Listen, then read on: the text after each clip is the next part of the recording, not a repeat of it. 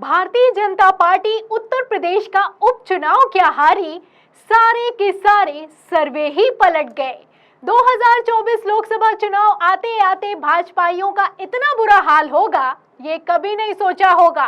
प्रधानमंत्री नरेंद्र मोदी से लेकर सीएम योगी आदित्यनाथ तक का चेहरा चुनावों में कमाल नहीं दिखा पा रहा है। अब ऐसे में गृह मंत्री अमित शाह की चाणक्य नीति विधानसभा चुनाव में क्या ही करेगी, सवाल खड़ा होता है। फिलहाल मैं आपको बता दूं कि गृह मंत्री अमित शाह की राजस्थान रैली में जब भीड़ नहीं आई, तब केंद्रीय मंत्री पर एक्शन लिया गया है। लेकिन अब पछताए होत क्या जब चिड़िया चुग गई खेत। तो फिलहाल गृह मंत्री अमित शाह ने क्या एक्शन लिया है, कैसी खबरें निकलकर सामने आई हैं और कैसे राजस्थान के महासर्वे में भारतीय जनता पार्टी का सफाया हो गया है, हम आपको सब कुछ दिखाएंगे। लेकिन उससे पहले राजस्थान की रैली का, राहुल गांधी की रैली का नजारा दिखाते हैं। तस्वीरें आप अपनी फुल स्क्रीन पर देखें। आप तस्वीरों में देख सकते हैं, ये राहुल गांधी की राजस्थान की रैली है। कितनी भारी जनसैलाब है, कितनी भीड़ है, आप देख सकते हैं। ये हेलीकॉप्टर से शूट किया गया है। जहां तक देखिए कि जगह तक नहीं है लोगों के खड़े होने भर की। ये अगस्त के महीने में राजस्थान में राहुल गांधी ने रैली की है और इस रैली से ही आप अंदाजा लगा सकते हैं कि राजस्थान में हवा का रुख किस तरफ दिखाई दे रहा है।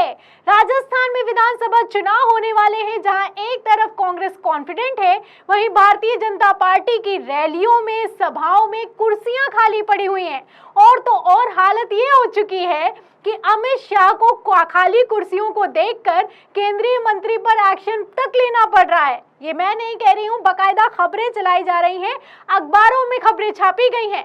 क्या खबर चलाई गई है, देखिए खबर देखिए नव भारत की। देखिए इसमें लिखा है कि शाह के कार्यक्रम में भीड़ नहीं, मांडविया को लौटाने के आदेश दे दिए गए। तो अमित शाह की जो 3 सितंबर को रैली हुई थी राजस्थान में, उसमें भीड़ नहीं आई।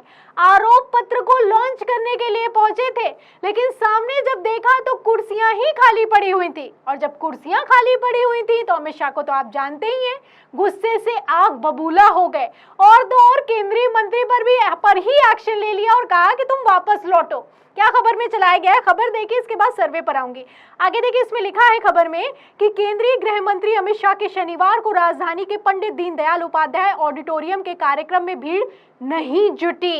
इसे लेकर रायपुर से दिल्ली तक सियासी हलचल तेज हो गई है, क्योंकि जब अमित शाह आला कमान की रैली में भीड़ नहीं आए तो आप समझ सकते हैं। एक तरफ राहुल गांधी की रैली का नजारा आपने देखा, राजस्थान में कैसे कांग्रेस को फुल बहुमत मिलता हुआ नजर आ रहा है, रैलियों में रुझान क्या कह रहे हैं आप देख सकते हैं। वहीं दूसरी तरफ अमित शाह की रैली का क्या हाल हो चुका है, खबर में आगे सुनिए। इसमें लिखा है कि शनिवार सुबह अहमदाबाद रवाना हुए केंद्रीय स्वास्थ्य मंत्री व प्रदेश चुनाव सह प्रभारी मनसुख मांडविया को रविवार को तत्काल रायपुर लौटने का निर्देश मिला। तो वो गए थे गुजरात। आप देखिए कि उन्हें कहा गया कि गुजरात नहीं, आप तुरंत रायपुर पहुंचिए, क्योंकि अमित शाह की रैली में कुर्सियां खाली पड़ी हैं। आगे देखिए इसमें लिखा है कि तत्काल रायपुर लौटने का जब निर्देश दिया गया तो खबर है कि श्री मांडविया दोपहर 2 बजे के करीब रायपुर पहुंचे।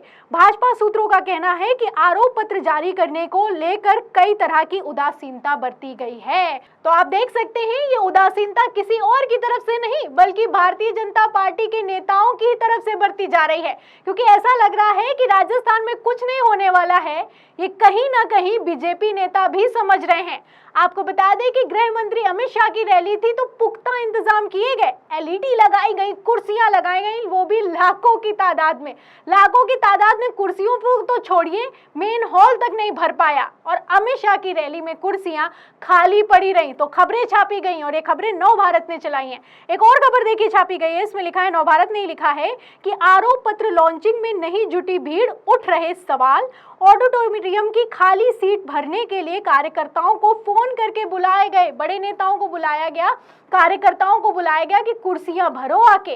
और आपको बता दूं कि राजस्थान की रैली में तो ये नजारा तक देखने को मिल रहा है, भास्कर तक रिपोर्ट कर रहा है कि जो रैलियां हो रही हैं भारतीय जनता पार्टी की, उसमें बीजेपी के ही कार्यकर्ता और बीजेपी के ही जिला अध्यक्ष नहीं पहुंच रहे हैं। तो ऐसे में राजस्थान में बीजेपी का क्या हाल होगा आप समझ सकते हैं।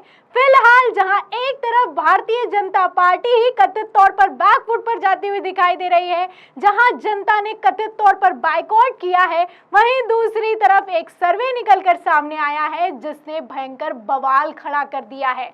आपको बता दूं कि ये पोल ट्रैकर का सर्वे है और ये वही सर्वे है जिसके अनुमान, अंदाजे और जो ये सर्वे करता है उसके नतीजे लगभग चुनावों के नतीजों से मिलते जुलते हैं। ये इतने सटीक बैठते हैं कि कर्नाटक के चुनाव में इसी के आसपास रिजल्ट आया था और इसी की तरीके से जब भी उत्तर प्रदेश का भी सर्वे निकाला था, भारतीय जनता पार्टी को बहुमत दिया था तो बीजेपी की भी सरकार बन गई थी।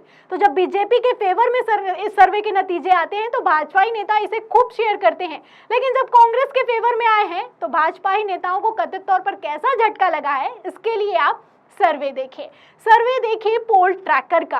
देखिए इसमें अगर मैं समय की बात करूं तो ये 1 जुलाई से लेकर 5 सितंबर तक का सर्वे किया गया और इसी बीच 3 सितंबर को अमित शाह की रैली भी हुई थी और रैली का नज़ारा आपने देखा, खबरें आपने देखी। फिलहाल अगर सर्वे पर नजर डालें तो इसमें अगर आप देखेंगे तो आपको इसमें दिखाई देगा कि भारतीय जनता पार्टी को सीटें मिल रही हैं 67 से 86, तो 200 सीटों में से 67 से 86 सीटें मिलती हुई दिखाई दे रही हैं भारतीय जनता पार्टी को राजस्थान में। और अगर यहाँ बात करें कांग्रेस की तो कांग्रेस को मिल रही है 108 से 124 और उसी के आगे आप देख सकते हैं कि 3 से 12 लिखा हुआ है अदर्स को। तो आप देख सकते हैं कि किस तरीके से कांग्रेस को पूर्ण बहुमत मिलता हुआ नजर आ रहा है। 200 सीटें और 200 सीटें में कांग्रेस को 108 से 124 यानी कि बहुमत मिल रहा है। 46% सीटें मिलती हुई नजर आ रही हैं और वहीं भारतीय जनता पार्टी 67 से 86 पर है, 42% सीटें मिलती हुई नजर आ रही हैं। तो पोल ट्रैकर के सर्वे में कांग्रेस की सरकार बनने वाली है, राजस्थान में कांग्रेस फिर से आने वाली है। और एक तरफ जहां रैलियों में जनता ने आप देखिए कि किस तरीके से बीजेपी को कथित तौर पर नकारा है, वहीं दूसरी तरफ पोल जो किया गया है, जो सर्वे किया गया है, राजस्थान की जनता से सवाल किया गया है कि राजस्थान में किसकी सरकार बनेगी, तो कांग्रेस की सरकार साफ साफ बनती हुई नजर आ रही है। और यहाँ पर सिर्फ जनता की बात ना करें तो बीजेपी सपोर्टर भी राजस्थान में कांग्रेस के फेवर में जाते हुए नजर आ रहे हैं। तस्वीरें किस तरीके की निकल के सामने आ रही, कुछ तस्वीर भी दिखाती हूँ। तस्वीर आप देखिए कि किस तरीके से इन लोगों ने जो भारतीय जनता पार्टी की टोपी लगा रखी है, ये बीजेपी के सपोर्टर हैं, लेकिन टी शर्ट पहन रखी है अशोक गहलोत की। अशोक गहलोत का झोला उठा रखा है और झंडा किसका पकड़ रखा है, भारतीय जनता पार्टी का। तो अशोक गहलोत की राजस्थान में या फिर कहें कांग्रेस की कितनी तगड़ी लहर है आप अंदाजा लगा सकते हैं। एक तरफ पोल ट्रैकर ने सर्वे निकाला कि तेलंगाना में कांग्रेस की सरकार बनने वाली है और वहीं अब राजस्थान का भी सर्वे निकलकर सामने आ गया है कि राजस्थान में भी कांग्रेस की सरकार बनने वाली है। और राहुल गांधी का तो साफ साफ कहना है कि कर्नाटक में जो हुआ वही भारतीय जनता पार्टी का हाल मध्य प्रदेश, राजस्थान, छत्तीसगढ़, तेलंगाना और मिजोरम में होगा। अब सर्वे तो क्या बयां कर रहे हैं, तस्वीरें तो क्या बयां कर रही हैं, आप देख सकते हैं। अब ऐसे में आपको क्या लगता है कि भारतीय जनता पार्टी का 2024 लोकसभा चुनाव में क्या हाल होगा? फिलहाल इस सवाल के जवाब में और इस पूरी खबर पर आप क्या सोचते हैं हमें कमेंट बॉक्स में जरूर लिखें।